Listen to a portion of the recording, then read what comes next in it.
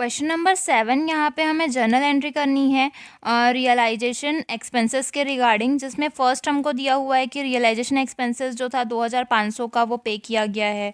उसके बाद सेकंड दिया हुआ था रियलाइजेशन एक्सपेंसेस 3000 का था, वर paid by Ashok one of the partner, मतलब कि पार्टनर ने वो रियलाइजेशन एक्सपेंसेस पे किया है 3000 का। थर्ड कंडीशन दिया है कि रियलाइजेशन एक्सपेंसेस जो कि 2300 का था, ब्रॉन बाय तरुण पर्सनली, तरुण ने इसे खर्चे को उठाया है। तो तरुण इसमें तो बताया नहीं है कि तरुण हमारा पार्टनर है या नहीं है, तो इसकी एंट्री तो नहीं होगी, क्योंकि तरुण कोई भी हो सकता है अदर देन मतलब पार्टनर हो ये ज़रूरी नहीं है, तो इसकी एंट्री नहीं होगी। उसके बाद अमित अ partners was appointed to realize the asset at cost 4000, the actual amount of realization amounted to 3000। तो यहाँ पे जो एक पार्टनर थे हमारे अमित, उन्होंने एसेट को बेचा है 4000 में, और उसका एक्चुअल जो रियलाइजेशन अमाउंट है, मतलब 4000 में बेचने के लिए उन्हें रखा गया था, बट उन्होंने उसे बेचा है 3000 में, तो इसकी एंट्री होगी। फिर यहाँ पे थर्ड पॉइंट, फिर यहाँ पे लास्ट पॉइंट हमको दिया हुआ है कि अमित पार्टनर। फिर यहाँ पे लास्ट पॉइंट हमें दिया हुआ है Amit partner was appointed to realise the asset at cost of 4000, the actual amount of realisation amounted to 3000, यानी कि उसे 4000 पे रियलाइज़ करने के लिए नियुक्त किया गया था, बट वो 3000 पे वो कर रहा है, तो इसकी एंट्री हम करेंगे। अब इसके बाद हम देखते हैं सॉल्यूशन। तो इसके लिए जर्नल एंट्री का फॉर्मेट होगा date particular LF, debit amount और क्रेडिट अमाउंट। सबसे पहला हमारा जो पॉइंट था वो था रियलाइजेशन एक्सपेंसेस अमाउंटेड 2500, यानी कि रियलाइजेशन का जो खर्चा था वो 2500 का था। खर्चा जो भी होता है रियलाइजेशन का वो हम डेबिट साइड पे लिखते हैं रियलाइजेशन अकाउंट के, तो यहाँ पे हो जाएगा realisation account D R to bank 2500। इसके बाद नेक्स्ट दिया हुआ था कि जो रियलाइजेशन का अमाउंट है 3000 का, उसे अशोक जो पार्टनर हैं वो पे कर रहे हैं, तो यहाँ पे भी सेम रहेगा रियलाइजेशन ही, क्योंकि डेबिट साइड पे ही आता है रियलाइजेशन के अकाउंट के, तो यहाँ पे realisation account D R to, यहाँ पे क्योंकि पार्टनर पे कर रहा है इसलिए टू अशोक्स कैपिटल आएगा और 3000 आएगा। इसके बाद रियलाइजेशन का एक्सपेंस दिया था 2300 का, जिसको तरुण पे कर रहे थे, और तरुण का बताया नहीं गया है कि वो पार्टनर हैं या नहीं, तो उसकी एंट्री हम नहीं करेंगे। इसके बाद अमित जो कि एक पार्टनर थे, उन्हें नियुक्त किया गया था 4000 पे एसेट को रियलाइज़ करने के लिए। अब उन्हें जो काम दिया गया है उतने में ही उन्हें करना होगा, भले उन्होंने 3000 पे किया है, बट हम 4000 लेके जाएंगे क्योंकि हमने उनको उतने के लिए नियुक्त किया था। तो यहाँ पे realisation account D R to Amit capital होगा, और ये 4000 हम यहाँ पे लिखेंगे, और यही हमारा सॉल्यूशन होगा। क्वेश्चन नंबर 9, यहाँ पे ए और बी का जो कि इक्वल के पार्टनर्स हैं उनका हमको बैलेंस शीट दिया हुआ है, जहाँ पे उनका कैपिटल 20,000 ए का और बी का 14,000 रुपये है, मशीनरी 18,000 रुपये, प्लांट 20,000 रुपये और डेप्टर 5,000 रुपये दिया हुआ है। क्रेडिटर हमें 6,000 रुपये और ए का लोन 8,000 रुपये दिया हुआ है। बैंक में हमारा पैसा 5,000 रुपये है।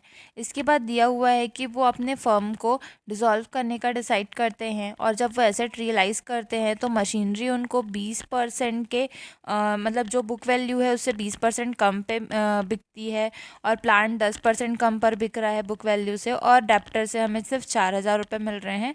क्रेडिटर जितने के भी थे उसमें हम 10% का डिस्काउंट दे करके उसका सेटलमेंट करेंगे, यानी कि 10% कम पैसा देंगे, और रियलाइजेशन एक्सपेंसेस 1,000 रुपये का हुआ है, तो हमें जर्नल एंट्री करने को कहा गया है। लेकिन क्योंकि यहाँ पे हमको अमाउंट करेक्ट पता है नहीं, तो इसके लिए पहले हमको रियलाइजेशन अकाउंट बनाना होगा, उसके बाद हम जर्नल एंट्री करेंगे। तो सबसे पहले हम रियलाइजेशन अकाउंट देखते हैं। तो रियलाइजेशन अकाउंट के लिए फॉर्मेट तो हमें पता है, पर्टिकुलर अमाउंट होता है। सबसे पहले हम डेबिट साइड पे जितने भी एसेट दिए होते हैं उसे लिखते हैं। तो यहाँ पे एसेट में 3 चीज़ें थी, मशीनरी था, प्लांट था और डेप्टर था। बैंक तो हम लिखते नहीं हैं, तो ये तीनों चीज़ें हमने लिया, ये 3 चीज़ें हम यहाँ पे लिख देंगे डेबिट साइड पे।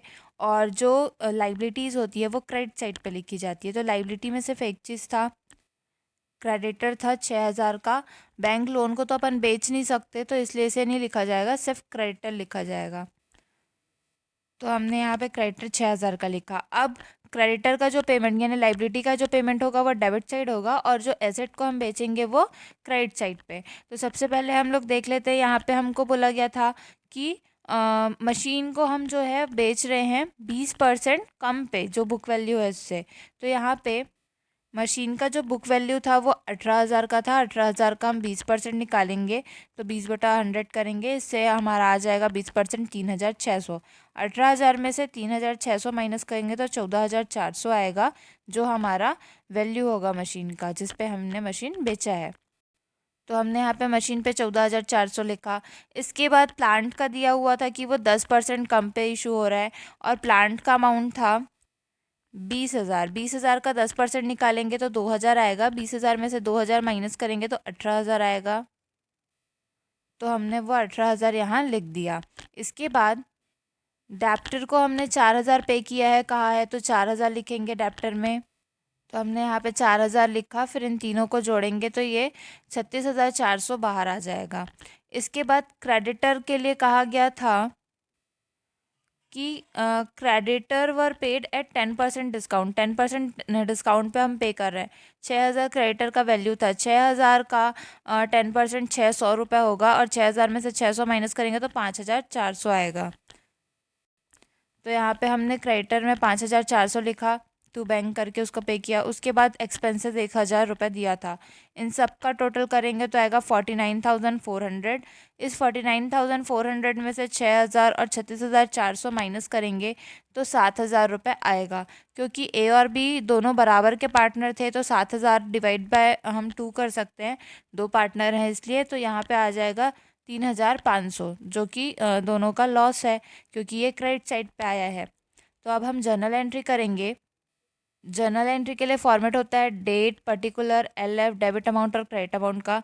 सबसे पहले हम जो एसेट हमने ट्रांसफ़र किया था, मशीन, प्लांट और डेप्टर, उसकी एंट्री करेंगे। तो ये क्योंकि रियलाइजेशन का डेबिट साइड है इसलिए रियलाइजेशन अकाउंट DR होगा।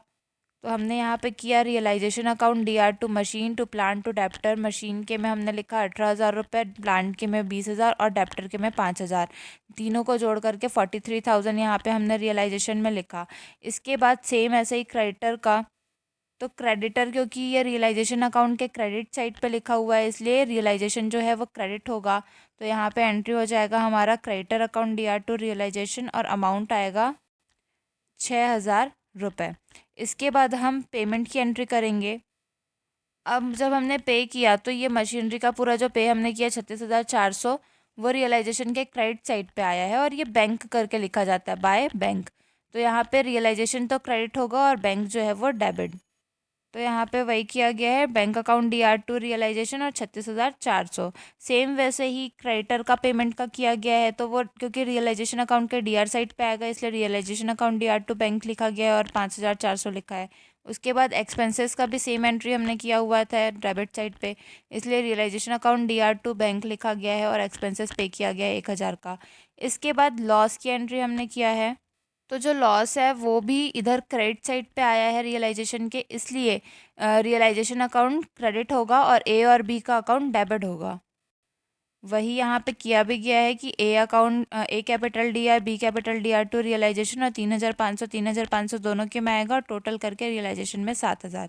इसके बाद हमको क्वेश्चन में दिया हुआ था 8,000 का लोन है ए का जिसको हम पे करेंगे। तो एज लोन, क्योंकि ए को लोन हम दे रहे हैं तो एक एज लोन अकाउंट DR हो जाएगा टू बैंक, और 8,000 का लोन था इसलिए हमने यहाँ पे 8,000 लिख दिया। तो इस तरीके से हमने यहाँ पे जो इसका लोन था वो पे करा। इसके बाद अब हम पार्टनर्स को कैपिटल का जो अमाउंट है वो पे करेंगे। तो टोटल यहाँ पे पार्टनर्स के पास पैसा कितना था कैपिटल का, ए के पास था 20,000 रुपये, और उसका लॉस हुआ है 3,500 का। तो 20,000 में से 3,500 माइनस करेंगे तो आएगा 16,500।